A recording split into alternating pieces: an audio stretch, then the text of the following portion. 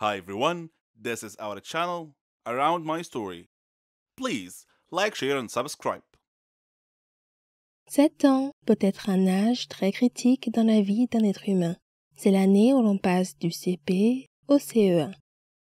C'est peut-être aussi l'année où l'on pratique pour la première fois un sport qui façonnera notre avenir. Mais pour moi, c'est l'âge où mes parents ont décidé de mener des vies séparées. J'ai grandi comme n'importe quelle fille ordinaire, j'ai fréquenté une bonne école maternelle, j'ai fait du sport et j'avais de bons amis. Mes parents, si je me souviens bien, étaient toujours de bonne humeur, l'un envers l'autre et partageaient la joie d'élever leur fille ensemble. Je n'ai que peu de souvenirs des mauvais moments où mes parents se disputaient.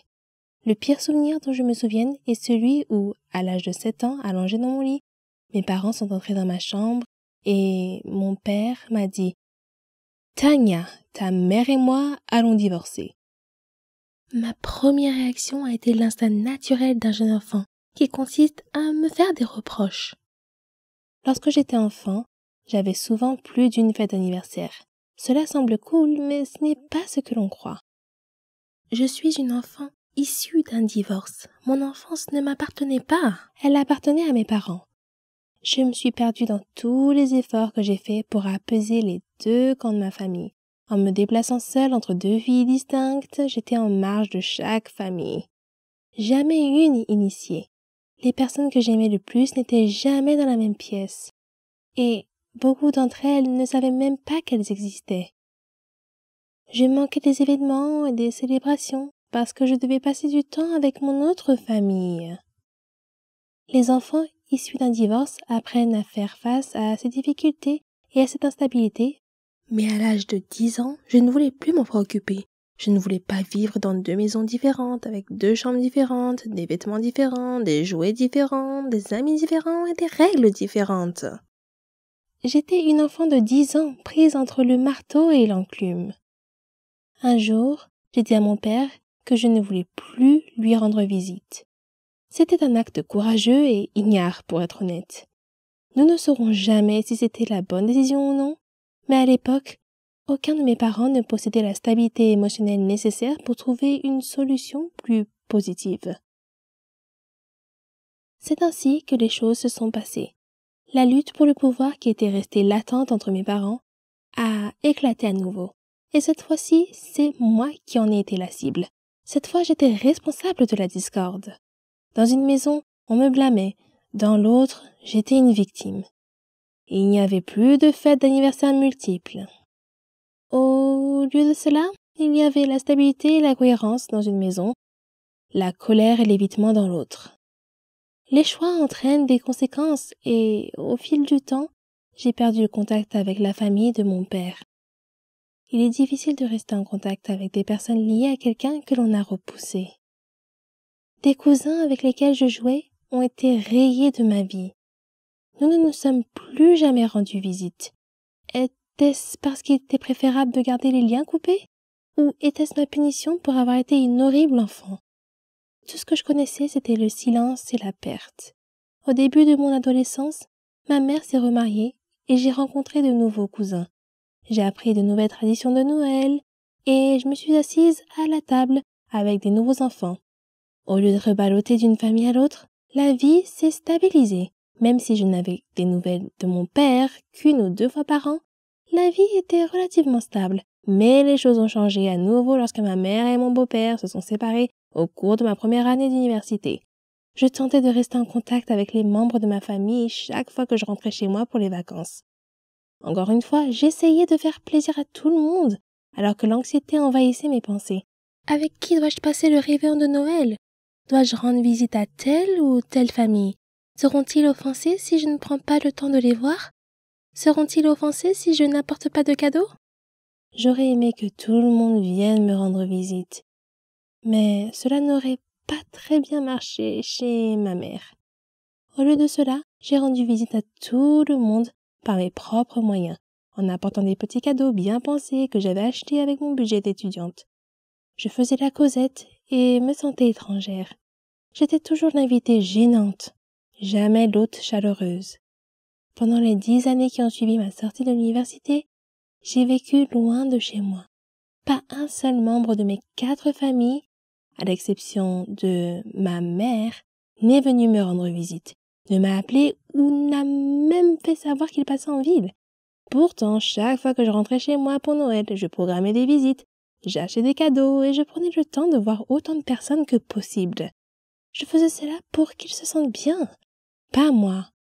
Il y a 2 ans, j'ai déménagé et je vis désormais à moins d'1 journée de route de mes 4 familles, de leurs nouveaux conjoints et de leurs jeunes enfants. Nous sommes tous connectés sur Facebook, mais ma mère est toujours la seule personne qui m'appelle ou me rend visite. Lorsque j'entends dire qu'un membre de la famille est passé par la ville mais n'a pas appelé, cela m'attriste. Mais je me rends compte qu'ils n'appellent pas parce qu'ils ne me connaissent pas vraiment. Pour eux, je n'ai jamais été une personne fixe. Je n'étais là que pour quelques Noëls par-ci et par-là. Bien qu'ils soient ma famille, je n'ai jamais été la leur. Ils ne savent pas qu'ils ne sont qu'une des nombreuses personnes réparties dans 4 familles différentes avec lesquelles je n'ai pas pu rester en contact. Parfois, le divorce nous disperse trop pour que nous puissions nouer de véritables liens familiaux durables. Cet été, je vais me marier et fonder une famille. J'essaie de ne pas avoir trop d'attentes. Je sais qu'aucune famille n'est parfaite, mais mon futur mari est le roi du contact avec les gens. Il est persévérant, charismatique, indulgent et loyal. Il m'apprend le sens du mot famille. Ensemble, nous apprendrons à nos enfants à se tendre la main avec compassion et à se soutenir mutuellement dans les moments difficiles. Je me languis de joie et d'amitié avec ma nouvelle famille et j'ai l'intention de faire tout ce qui est en mon pouvoir pour rester mariée. Vous savez, parfois la vérité est encore plus étrange que la fiction, surtout si vous avez un sombre secret dans votre vie qui vous mettra en danger s'il était révélé. C'était mon cas, et voici mon histoire. Je m'appelle Charlotte et j'ai 17 ans. Je vis avec ma mère. Mon père est décédé avant ma naissance, alors ma mère a dû m'élever toute seule. Ma mère savait tout de moi. Mes études, mes amis. Elle avait certaines règles que j'étais censée suivre. Par exemple, il était interdit de manger à l'extérieur, je ne pouvais pas être amie avec quelqu'un sans qu'elle sache tout sur lui avant, etc. Je trouvais ces règles assez paranoïaques. Et je lui ai demandé pourquoi elle imposait de telles restrictions pour que je me fasse des amis. Elle m'a répondu simplement que de nos jours, on ne peut faire confiance à personne. Mais ce n'était pas une réponse très satisfaisante. Et quand je lui ai demandé ce que cela signifiait, elle n'a rien dit de plus. En grandissant, ces règles me déconcertaient encore plus, et je ne pouvais pas m'empêcher de me demander si elles avaient un rapport avec mon père, dont je ne savais rien. Maman disait toujours qu'il était un trouble fait, et elle me disait que tout serait clair pour moi avec le temps. Un jour férié, j'ai rejoint un nouveau groupe. Nous avons fait beaucoup de concerts. C'était génial! J'étais douée pour jouer de la musique et chanter. Quand nous sommes allés camper, nous avons rencontré des étudiants d'autres pays. Nous nous sommes fait beaucoup de nouveaux amis et nous nous sommes amusés ensemble. Nous avons même eu la chance d'accroître la notoriété et la réputation de notre groupe. Après notre première représentation au camp, une fille asiatique s'est approchée de moi et m'a serré dans ses bras en disant « Charlotte, tu m'as beaucoup manqué !» Prise au dépourvu, j'ai demandé « Est-ce que je te connais ?» Elle m'a encore surprise en disant « Tu ne me reconnais pas ? Je suis Marie, ton amie !» J'ai souri et j'ai répondu « Tu dois te tromper, je ne te connais pas. » Après avoir insisté sur le fait qu'elle était bien mon amie, elle s'est excusée et est repartie en courant rejoindre ses amis. Bizarre. Maintenant que j'y pense, j'ai souvent eu l'impression étrange que quelqu'un m'observait partout où j'allais. J'ai essayé de me débarrasser de ce sentiment à plusieurs reprises, mais je n'ai jamais pu. Je me disais simplement que ça devait être mon imagination. Ce soir-là, nous sommes tous allés faire une excursion dans la jungle. Il faisait très sombre. J'étais séparée du groupe et je me suis retrouvée seule, entourée d'arbres. J'ai appelé mes amis, mais personne ne m'a entendue. Soudain, je suis tombée sur quelqu'un. Une fille, semble-t-il, et je me suis excusée. Quand je me suis retournée pour la regarder, j'ai été choquée de voir moi-même, ou mon double. C'était comme si je me regardais dans un miroir. « Qui es-tu » ai-je demandé. « Je suis Charlotte » a-t-elle répondu simplement. « C'est impossible. Je suis Charlotte » dis-je avec assurance. « Es-tu avec nous ici au camping ?»« Oui » dit-elle. Je lui ai demandé quel était le chemin du retour vers le camping. Elle a indiqué une direction et nous sommes repartis. Alors que nous marchions, son téléphone a sonné. C'était son père. Il était inquiet pour elle et voulait s'assurer qu'elle allait bien. Nous sommes arrivés à nos tentes sans incident et j'ai dit « C'était vraiment agréable de te rencontrer, Charlotte. Je te verrai demain ?» Je ressentais une forte connexion avec cette fille pour une raison quelconque. Puis je me suis rendu compte que j'avais oublié mon sac et je suis allée le chercher. Et de nouveau, j'ai eu ce sentiment inquiétant d'être observée. Soudain, quelque chose me frappe à la tête. Quand je me suis réveillée, je me suis retrouvée assise dans une voiture entourée de personnes portant des lunettes de soleil et j'étais vraiment effrayée. « Qui êtes-vous » ai-je demandé. « Et qu'est-ce que vous voulez de moi ?» Un homme m'a dit que mon père était la raison pour laquelle il m'avait kidnappée. Quand je lui ai répondu que mon père était mort il y a longtemps, il a juste ri. Puis il me pulvérisa quelque chose au visage et je perdis connaissance. Quand je me suis réveillée plus tard, l'autre Charlotte était attachée à côté de moi. L'un des hommes semblait confus de voir moi et a demandé à son patron laquelle de nous était la fille qu'il cherchait. Soudain, j'ai entendu quelqu'un crier « Stop! Ne bougez pas !» La police surgit de la ligne des arbres, encercla la voiture et apprehenda les hommes. Puis, ils nous détachèrent toutes les deux. Quelqu'un est apparu, l'air très inquiet.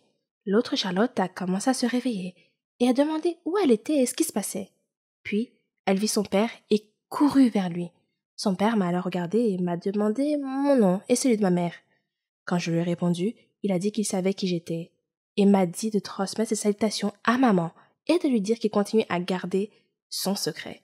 Puis il me remit une médaille et me serra dans ses bras en disant qu'il n'était pas sûr que nous nous reverrions un jour. Je le regardais toujours d'un air confus. Alors il sourit et me demanda où était mon père. Et je lui répondis que mon père était mort. Il a dit que c'était leur accord entre ma mère et lui, qu'il essayait seulement de nous protéger, moi et l'autre Charlotte, qui se trouvait être ma sœur jumelle. Il dit avoir eu des problèmes dans son travail. Des gens ont menacé de nous tuer. Alors lui et ma mère ont décidé de nous séparer. Elle t'a emmené et j'ai pris ta sœur jumelle, a-t-il dit. Nous avons fait ça pour te garder en sécurité. J'ai appelé ta jumelle Charlotte, comme toi. Je me sentais encore un peu bouleversée à ce moment-là. C'était absurde. Je ne pouvais pas le croire. Soudain, j'ai entendu quelqu'un m'appeler. « Charlotte, réveille-toi!